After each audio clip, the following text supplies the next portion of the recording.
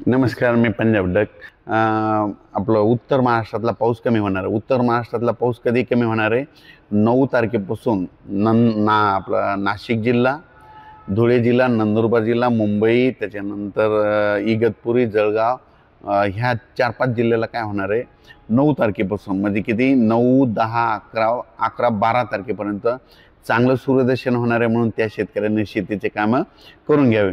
पण त्याच्या व्यतिरिक्त काय होणार आहे, उत्तर महाराष्ट्राकडे सूर्यदर्शन होत असताना देखील महाराष्ट्रामध्ये पाऊस सुरू होणार आहे 10 जिल्ह्यामध्ये. तर मग त्या 10 जिल्हे कोणते तुम्ही ते लक्षात घ्या. तर तुम्हाला सांगतो की 11 सप्टेंबर, 12 आणि 13च्या दरम्यान लातूर जिल्हा, बीड जिल्हा, धाराशिव जिल्हा, सोलापूर जिल्हा, सांगली जिल्हा, बीड जिल्हा, त्याच्यानंतर दौंड, पुणे, त्याच्यानंतर नांदेड, हिंगोली, ह्या पट्ट्यामध्ये मात्र 11, 12, 13च्या दरम्यान जोराचा पाऊस सुरू होणार आहे. म्हणून हे अंदाज लक्षात घ्या. त्या 10 जिल्ह्यामध्ये मात्र 11 तारखेला पाऊस सुरू होणार आहे. म्हणून हे अंदाज खास करून शेतकऱ्यांना लक्षात द्यायचा. त्याच्यानंतर विदर्भात सांगायचं झालं तर विदर्भामध्ये 9, 10, 11च्या दरम्यान चांगलं सूर्यदर्शन विदर्भातल्या शेतकऱ्याला भेटणार आहे. म्हणून विदर्भातल्या शेतकऱ्यांनी देखील 12 तारखेपर्यंत तुम्ही शेतीचे कामे करून घ्यायला तुम्हाला वेळ आहे. मग त्याच्यानंतर तुम्हाला सांगू इच्छितो की राज्यात मग परत आणखीन पाऊस कधी येणार. तर खरं तर आता हे परतीचा पाऊस 13 तारखेपासून सगळ्या राज्यामध्ये पडणार सुरू होणार आहे.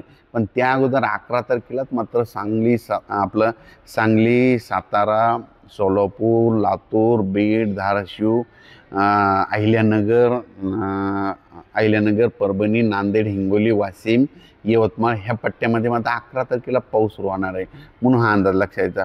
पण परतीचा पाऊसाचं एक विशेष असतंय की ज्या जिल्ह्यामध्ये अद्यापही पाऊस पडलेला नाही त्याच जिल्ह्यात मात्र परतीचा पाऊस जोरानं पडतो. म्हणून हे लक्षात घ्यायचं. तर राहिलेला पाऊस ह्या परतीच्यामध्ये कव्हर होईल.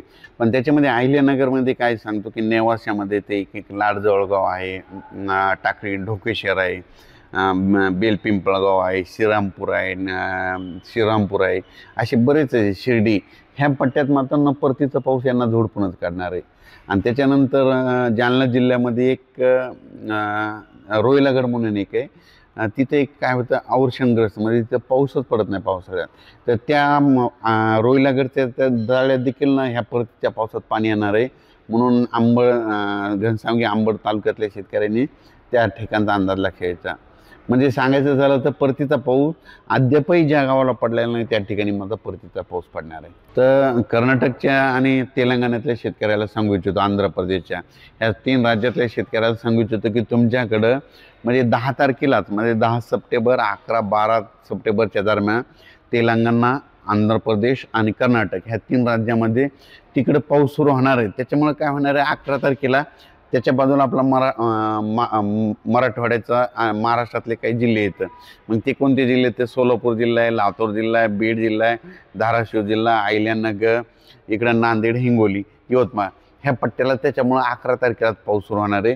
म्हणून कर्नाटकच्या शेतकऱ्याने अंदाज लक्षात घ्यायचा, मराठवाड्यातल्या त्या 10 जिल्ह्याच्या शेतकऱ्याने अंदाज लक्षात घ्यायचा की पाऊस येणार आहे.